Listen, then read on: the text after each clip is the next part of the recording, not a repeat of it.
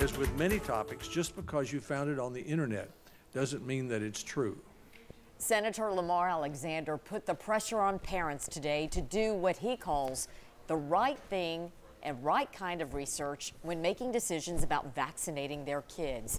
This at a Senate hearing in response to the measles outbreak here in the U.S. The CDC reports measles cases are confirmed in 11 states so far this year. Doctors say vaccines are the answer to that problem. Immunization records here in Tennessee are high. According to the health department, more than 95% of kindergartners were fully vaccinated before starting school in 2017.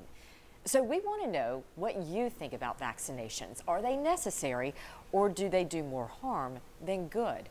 Vote right now at WBIR.com/vote. And while you do, 10 News reporter Shannon Smith looks at local immunization records and what doctors and other leaders say needs to change. Shannon?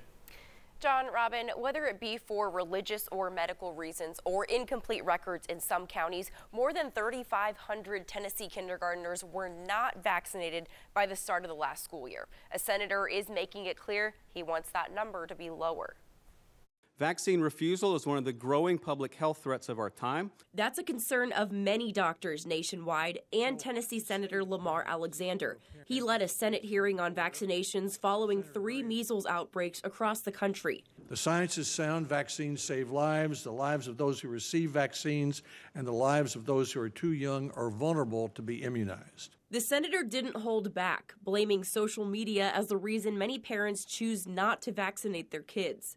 Internet fraudsters who claim that vaccines are not safe are preying on the unfounded fears and daily struggles of parents, and they're creating a public health hazard that is entirely preventable. In East Tennessee, vaccination rates are high. 96% of kindergartners in our 19 counties were fully vaccinated before starting school in 2017.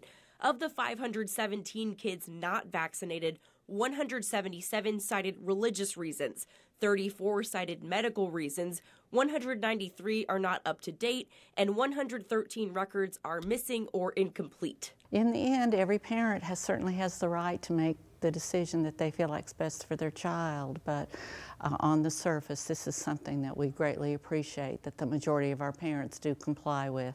Doctors ask that parents ask them and not the internet when they have vaccine questions. Here's what I'd like for parents in Tennessee to know. Vaccines are approved by the Food and Drug Administration. The Tennessee State Health Department announced today it's investing $400,000 in an ad campaign to promote the value of vaccines. Robin, John. All right, Shannon, thank you very much. And we asked you earlier about your thoughts on vaccinations. More than 100 of you went and voted, and the vast majority saying they are necessary. You can continue to vote right now at WBIR.com/vote.